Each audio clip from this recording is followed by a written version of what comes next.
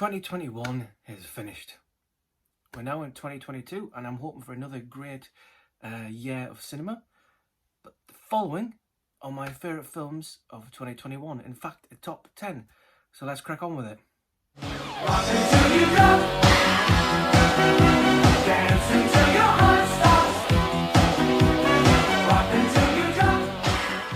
Alright everyone, Geordie Paul here. Welcome back to Magpie Movies, the first video of the new year. Yes, Happy New Year to each and every one of you. I hope that you're well.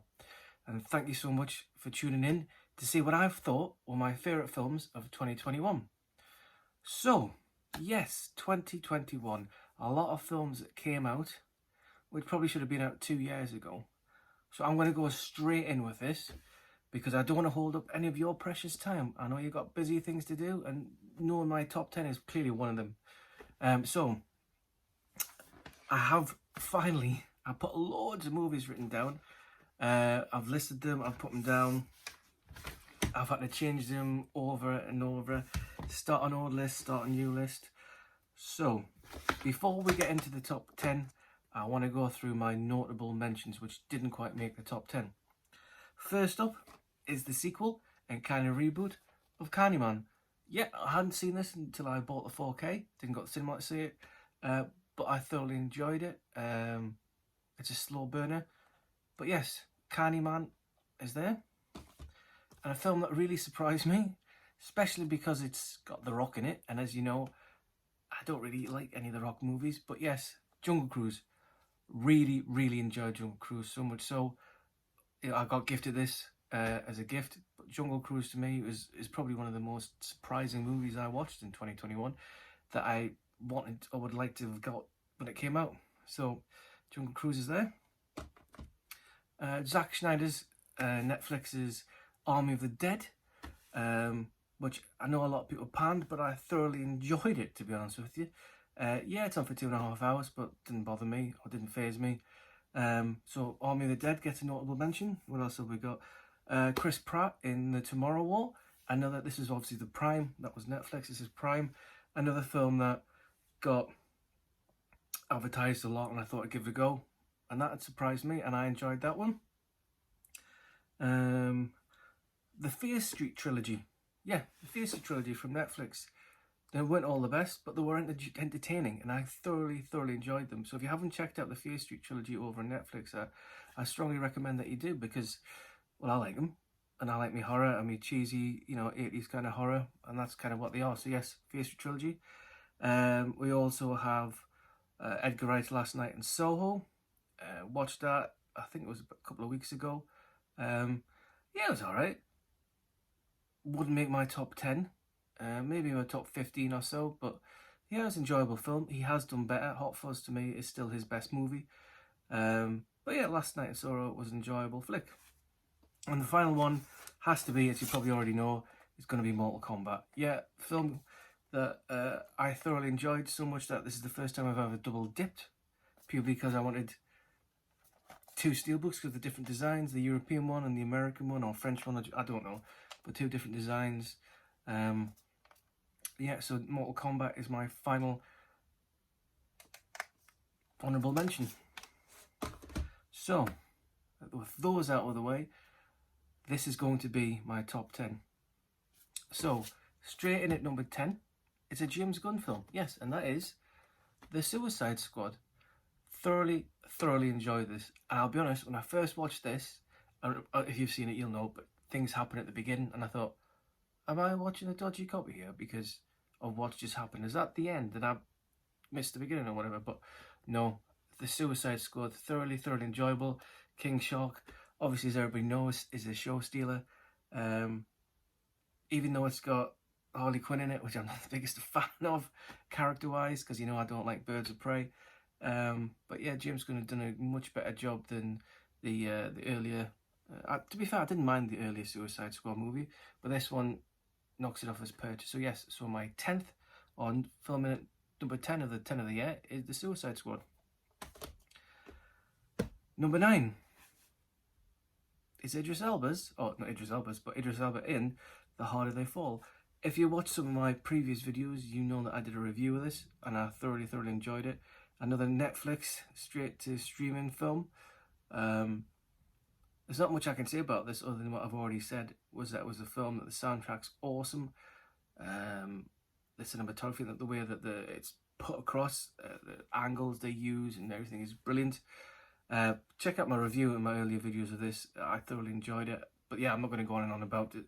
So yes, so number 9 is Idris Elba in The Harder They Fall. Right, number 8 of my favourite movies of 2021 is Zack Snyder's Justice League. Yes, the 4-hour epic, as he intended it to be. To be fair, I don't think if he did it all the way through, it would have been 4 hours when he released it. It is 4 hours. I am not talking rubbish here, am I? I could be wrong, but yes, I'm sure it's 4 hours. But yes, so as soon as that came out, I had to pre-order it, I had to get the 4K. It's such a much better film than the other one. I know that a lot of people would say this is probably the film of the year, and to me it feels more of an epic movie as opposed to the other one, which Joss Whedon finished off. This seems more like a proper comic book superhero movie, whereas the other one just felt too plastic, too fake, whereas this one, it's got more heart in it, it's got more soul in it, it's just better. So yes, so there you go. So my number 8 film is Zack Snyder's Justice League. Coming in at number 7 is Halloween Kills. Yeah, you bet you're surprised with that, aren't you? Because a lot of people didn't like it. I'll be honest with you, when I went to see it at the cinema, didn't have the best experience of it, with a guy in front throwing up with red wine. That was, you could smell his red wine and popcorn, which wasn't the best. I came out of it thinking, not too bad. Watched it again, much better. And I know that the film's coming out, I think, this month. I believe I've got the pre-order from the Zowie 4K Steelbook for it, so fingers crossed it's coming out this month. Extended cut. A lot of people was on about, the whole evil dies tonight. Yeah, it does get tiresome, but for me, it was a film that I was really, really looking forward to.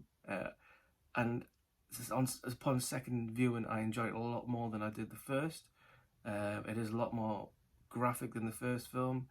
But I'm loving how the fact they're going to tie it all up into a trilogy with Halloween Ends, and hopefully next year, or the year after, depending on what happens with the whole COVID situation. So yes, so number 7 in my top 10 is Halloween Kills.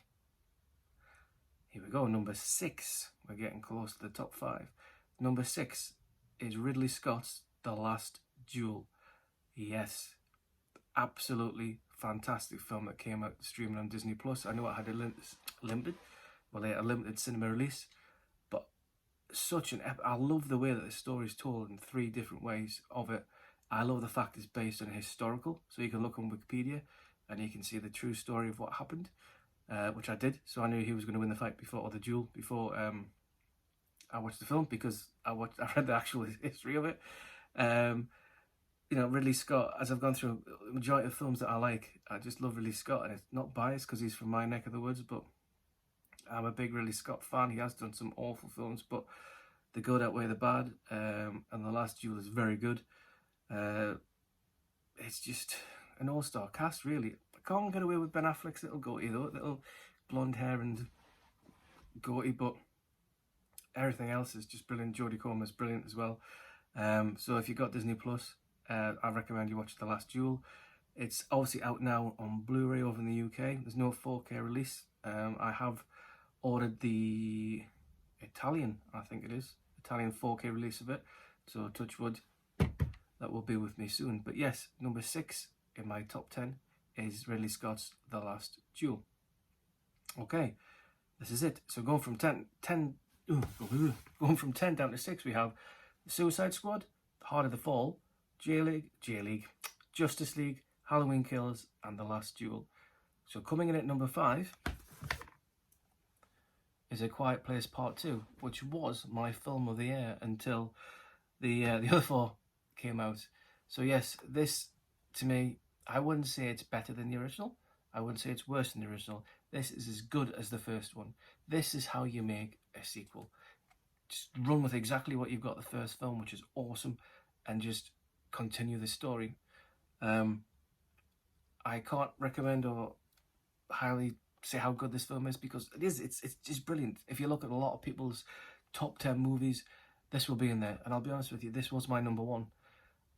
But, you know, by the time other films came out, it got bumped down. But it's still in my top 5 films of the year. It's just great. It's so good that the fact that the girl who plays the daughter is deaf, and John Krasinski wanted to make sure that the person playing the deaf girl was actually really deaf in real life. But yeah, so Quiet Place Part 2, brilliant movie, and I hope they're going to round it off with a third one, but we shall wait and see. So number 4 is No Time to Die. Yes, the James Bond film that took 2 years to come out. Daniel Craig waiting 2 years to hang up his Walter PPK and his Aston Martin DB7 or DB5, whatever it might be. Yes, longest James Bond film I think there's been released. I can't even remember how long it was on for. What kind of? Is it going to show me in the time? 2.5 hours, I think. Could be wrong, but yeah, excellent. So this is cinema. Fitting ending, great story. My only downside in this is the character that Ana de Armas plays. I wish they had her in longer. Other than that, it's brilliant. I love the fact that Daniel Craig has now finished off all his Bond films with this final 5th one. I'm looking forward to see who they're going to play the next Bond film. Who's going to be the next Bond. But yes, No Time to Die is absolutely fantastic. And again, see, that was going to be number 1, and then I saw Bond, and then that's number 1. So yes, so number 4 is No Time to Die. In number 3 is Ghostbusters Afterlife. Yep, absolutely adored this film. As a massive Ghostbusters fan from 1984, seeing the original back in 1984, and then seeing the sequel in 89, I think it was, at the cinema as well, and then having to sit through 2016's horrible reboot Ghostbusters Answer the Call. I just wish somebody could just erase that movie from existence, from my memory, from everybody who's watched its memory. Just get rid of it. This is just a great movie. Ghostbusters Afterlife is a film for the fans. People might have said that it's too much fan homage. Doesn't matter. I'm a Ghostbusters fan. I'm going to go into this and I want to be a Ghostbusters fan enjoying Ghostbusters stuff. And this nailed it. Absolutely brilliant. And it's even left it open at the end for a possible sequel, whether they go with the kids, whether they get other people in. The door has been left firmly open. And I just absolutely adored Ghostbusters Afterlife. But again, it was number 1. Everything keeps number 1 and I'm watching new films. So yes, so in at number 3 is Ghostbusters Afterlife. Great movie. Number 2. People might disagree with me putting this as number 2, but Spider-Man No Way Home is my number 2 film of 2021. Yeah, I bet you guessed it was going to be in my number 1. No, I think everybody knows what my number 1 is. But yeah, Spider-Man No Way Home, probably the best of the trilogy. It's nice to see how Tom Holland's character of Spider-Man has matured from Civil War to Homecoming to Far From Home to this one. But yeah, Spider-Man No Way Home, excellent film. Please go and see it if you haven't. Please try and avoid spoilers, which will probably be hard now, but it's really good.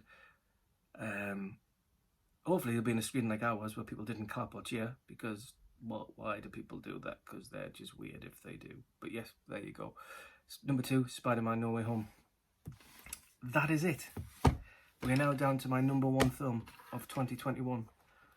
A film that I was really looking forward to seeing.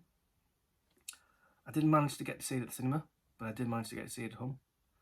The film is fantastic. It's Dune. Dune is my film of 2021. It is such a good film from Denis Villeneuve.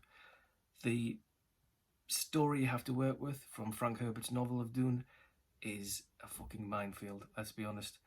But this film is absolutely fantastic. I do like the David Lynch one, but this one, even though it's only part 1, is very, very, very good.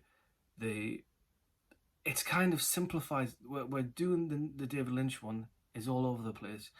You watch this one, well, part one of it, and then rewatch the David Lynch one, and it helps you understand the narrative and the story a lot clearer.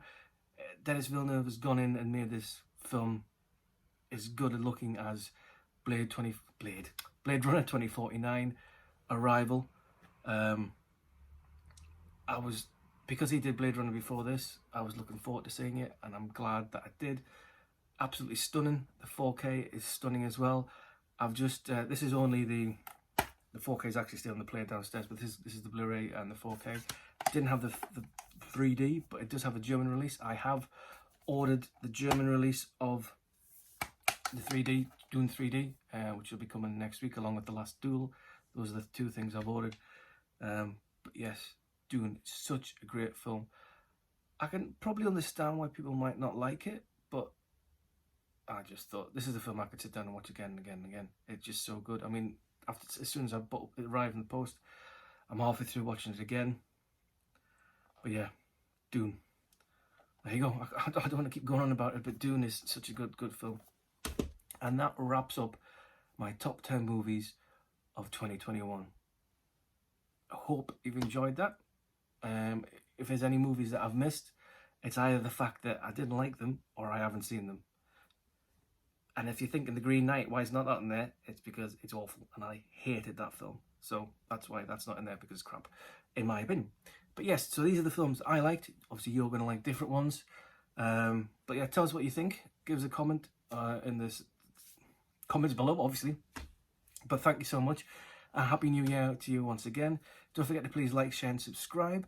I'll be doing another video soon, which will be of the gifts that I got from Christmas, which I didn't get any physical media, but I have had a lot of pickups, which you can find over my Instagram channel. Spoilers, because you'll see them there before I show them on here.